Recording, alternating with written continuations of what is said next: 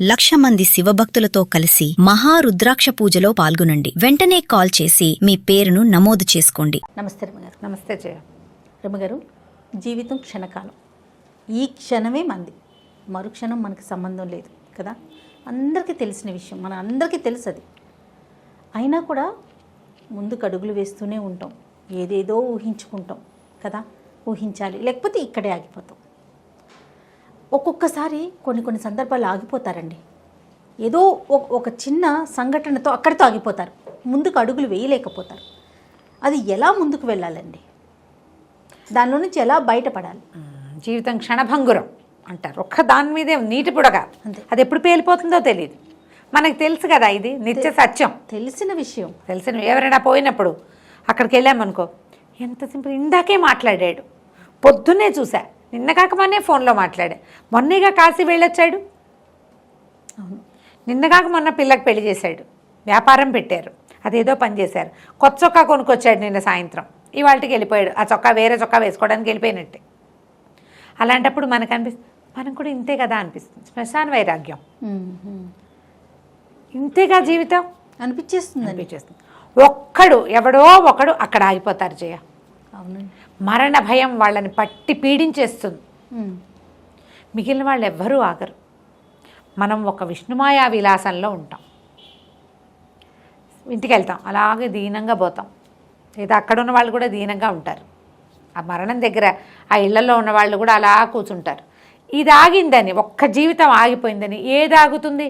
ఎండ మధ్యాహ్నం కరకరలాడేటప్పుడు చనిపోయారనుకో, సాయంత్రం అవ్వదు, రాత్రి అవ్వదు. ఈ లోపల జీవక్రియలు ఆటోమేటిక్గా శరీరంలో జరిపితే నీకు నాకు సంబంధం ఏముంది? దాని దారిని అది పోతూ ఉంటుంది, అనవరిపోతూ ఉంటుంది.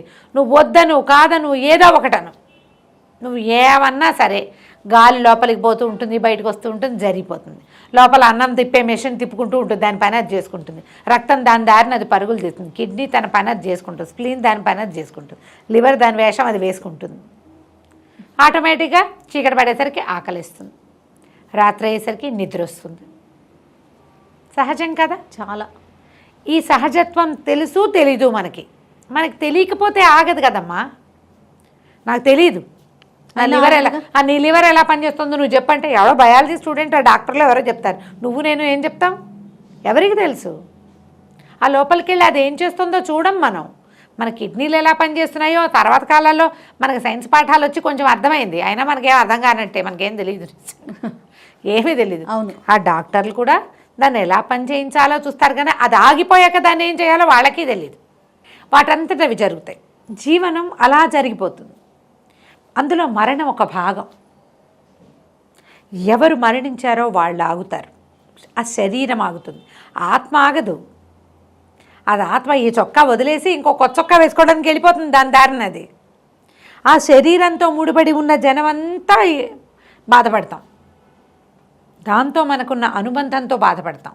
ఆత్మకి ఏమీ లేదు, దాని దారిని అది పోయి ఇంకో చంటిపోయి ఒక పుట్టవలసిన ఒక శిశువు శరీరంలోకి ప్రవేశించేస్తుంది, వెళ్ళిపోతుంది. అదే జరుగుతుంది. మనం ఆగిపోతాం. ఈ ఆగిపోయే వాళ్ళకి ఒక మోటివేషన్ అవసరం. అందుకని మనం భగవద్గీత చదువుతాం. తర్వాత ఏమో ఇప్పుడు గరుడ పురాణం విస్తారంగా తెలుసుకుంటాం. ఏదో నాబోటి నీబోటి పెద్దవాళ్ళు కూర్చొని మాట్లాడుకుని, పెద్దవాళ్ళు నాయన ఇలాగే ఉంటుంది, తెల్లారితే 2 రా ముందుకెళ్ళాలి నాయన, బతుకున్న వాళ్ళని చూసి ఓ రాయేసుకోవాలి, అది కడుపులో రాయేసుకుని ముందుకెళ్ళాలి మనం. నీకోసం ఏది ఆగదు, వాళ్ళ కోసం కూడా ఆగదురా, ఇవి ఉన్న వాళ్ళ కోసం వెళ్ళాలి. వాళ్ళు ఎవరు లేకపోయినా సరే, జీవితం భగవంతుడు ఎందుకు ఇచ్చాడో నీకు ఈ జీవితం, నువ్వు చేయాల్సింది ఏముందో, నువ్వెవరిని ఉద్ధరించాలో, రేపు బతికి నువ్వేమన్నా సాధించాలి. ఓ కృష్ణారామ అనుకో, నీ జీవుడికి ముక్తి తీసుకోవాలి. నువ్వు నీలో ఉన్న జీవుడికి నువ్వు ముక్తిని సాధించి పెట్టాలి. శరీరం అందుకు కదా ఉంది, అందుకు కదా మనకు శరీరం ఇచ్చారు అని ఓదార్చబడి ముందుకెళ్తూ ఉంటాం. సెల్ఫ్ మోటివేషన్, ఇతరుల నుంచి మోటివేషన్ తీసుకోవాలి. పరిస్థితులే మోటివేట్ చేస్తాయి. ఏదో మగవాళ్ళు చనిపోయారనుకో, చంటి వెంటి పిల్లలు ఏడుస్తారు, వాళ్ళకి ఆకళ్ళు తిళ్ళు తిప్పలు, వాళ్ళకి ఏం తెలుస్తుందండి? తెలిసిన వాడికైనా ఆకలేదు, దుఃఖం ఉన్న వాడికి ఆకలేదా, నిద్ర రాదా? ఒక పూట ఆగుతారు, అంతే. అంతే. రేపటికి రెండో రోజుకి క్రియ ఆగదు కదా. ఆకలి ఆపుకోగలం? అప్పుడు సడన్గా ఈ దుఃఖంలో ఉన్న వాళ్ళు ఎవరైనా పీక పీసుకొచ్చినా నన్ను చంపే అని మేడం తీస్తారా? లేదు, ప్రాణం కోసం కొట్టుకుంటుంది శరీరం. దుఃఖంలో ఉన్న వాళ్ళు దుఃఖిస్తూ ఉంటారు, కానీ వాళ్ళకి ప్రాణాపాయం వస్తే తప్పించుకుంటారు. మొహం మీద కొట్టామనుకో ఇట్లా అనమా? ఎందుకంటాం? అది లోపల ఉన్న చైతన్యం మనల్ని బతికించి ఉంచడానికి ట్రై చేస్తుంది. మనం ప్రయత్నించాలి కదా. ఈ మరణ దుఃఖం నుంచి బయటికి రావటం, ఎక్కడైనా ఆగిపోయిన దుఃఖం నుంచి బయటికి రావడానికి మోటివేషన్ అవసరం. దీనికి సెల్ఫ్ మోటివేషన్. నన్ను ఎందుకు భగవంతుడు పుట్టించాడు? ఇలా దుఃఖించి ఇలా ఆగిపోయి ఇక్కడే కూర్చోడానికా? ఇంకేదైనా ఉందా? అదేమిటో నేను తెలుసుకుంటా, నేను తెలుసుకునే ప్రయత్నం చేస్తాను. ఈ అమ్మ నాన్న కడుపునే నన్ను ఎందుకు పుట్టించాడు? ఈ ఇంట్లోనే నేను ఎందుకు పుట్టాను? ఈ ఊళ్ళోనే, ఈ దేశంలోనే, ఈ గ్రామంలో ఆలోచించాలి కదా. ఆలోచిస్తే అప్పుడు మనకి ఇంకేటో ఏదైనా ఉందేమో అని అనిపిస్తుంది. ఈ దేశానికి మనం ఏం ఉద్ధరించాం, ప్రపంచానికి మన వల్ల జరిగే సహాయం ఏమీ లేదు. మన చుట్టూత మన చిన్న సమాజం, మన ఇల్లు, మన దొడ్లో ఉన్న ఒక పొగడ చెట్టుకి నీళ్ళు పోయటమైనా మన జీవిత సాఫల్యం అవ్వచ్చే. అవును, అవ్వచ్చు కదా. ఎవరికైనా ఒకళ్ళకి సహాయం చేయటం, దారిపోయే వాళ్ళు ఎవరినో తోడు వెళ్ళటం. మీకు ఎవ్వరూ లేకపోతే ఎవరికైనా సహాయం చేయండి, మీ జీవన సాఫల్యం అక్కడ లభిస్తుంది. ఎందుకు పుట్టాము అనే ప్రశ్నకి సమాధానం అప్పుడు దొరుకుతుంది. ఇతరులకి సహాయం చేయటం, వాళ్ళు ఏదైనా డబ్బిస్తే పుచ్చుకోండి, అది మీకు జీవితానికి ఉపయోగపడితే తీసుకోండి. మీకు అవసరం లేదనుకుంటే ఒట్టిగా సాయం చేయండి. తర్వాత మీకు కావాల్సింది ఎందుకు ఏమిటి అనేది ముందుకెళ్ళాక కనపడుతుంది. అంతే. దానికోసం నువ్వు ప్రయత్నం చేయాలిగా ముందు. నేను ఇక్కడే కూర్చుని ఇలాగే ఏడుస్తూ ఇదే రకంగా జీవిస్తానంటే ఎట్లా? ఎవరి కోసము రోజు ఆగదే. సూర్యుడు ఆగడు, చంద్రుడు ఆగడు, ఆకలి నిద్ర ఆగవు, ప్రపంచం ఆగదు, అది పోతూ ఉంటుంది.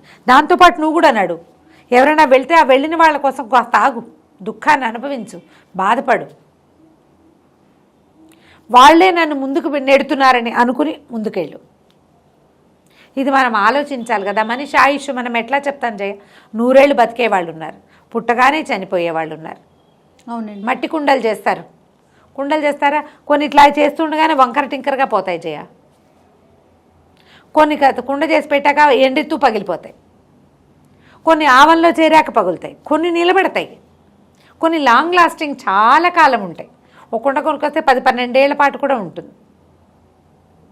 పురాతన మట్టి కుండలు, పెడతలు అవి ఇళ్లలో అలాగే ఉంటాయి. మనకు భూగర్భ శకలాల్లో ఒక మట్టి కుండ దొరికింది అని చెప్తారు, దాని లైఫ్ అంతా. ఇప్పుడు అది ఏడిస్తే ఎట్లా? మనం కూడా అలాంటి వాళ్ళమే, మనుషులం కాబట్టి మనకి రాగద్వేషాలు, భయాలు, దుఃఖాలు, కష్టం ఉంటాయి. కానీ వాటి కోసం ఆగద్దు, ఆగిపోవద్దు. ఎవరైనా ఆగిపోతే బాధపడుతూ ఉంటే వాళ్ళని బయటికి తీసుకొచ్చేందుకు మన వంతు ప్రయత్నం మనం చేయాలి. వాళ్ళతో కలిసి కొంత ప్రయాణం చేసి వాళ్ళని మోటివేట్ చేయాలి. ప్రపంచం మోటివేషన్ తోటే ముందుకెళ్తుంది. కాలం దాని దారిని అది పోతూ ఉంటుంది, నువ్వు దాంతోపాటు వెళ్ళాలిగా. అదే కదా మాటకున్న విలువ. అంతే, అది కాస్త కుంటుపడ్డాం, మళ్ళీ కొంచెం ధైర్యం తెచ్చుకుని ముందుకెళ్ళాలి. అదే మాట సహాయం, అదే కదా. అంతే, ఏమన్నా మాటకున్న విలువ కూడా అది. కాబట్టి ఈ ప్రయత్నం చేయండి, తప్పకుండా మోటివేట్ చేయండి పీపుల్ని మంచి మాటలతోటి. మీరు కూడా మోటివేట్ అవ్వండి. ఎవ్వరూ మనని మోటివేట్ చేసేవాళ్ళు లేకపోతే సెల్ఫ్ మోటివేషన్. నన్ను ఎందుకు పుట్టించాడో దేవుడు, అదేమిటో చూస్తా, నేను తెలుసుకుంటా, ఇంకా ముందుకెళ్తాను నేను అని మనని మనం మోటివేట్ చేసుకుని ముందుకు తీసుకెళ్ళాలి. చక్కగా వెళ్తుంది జీవితం. అప్పుడు ప్రపంచానికి మనం ఉపయోగపడతాం. ఎందుకు వచ్చామో ఆ పని చేస్తాం కనీసం. అంతే. అంతే. రైట్. నమస్తే. నమస్తే చేయండి.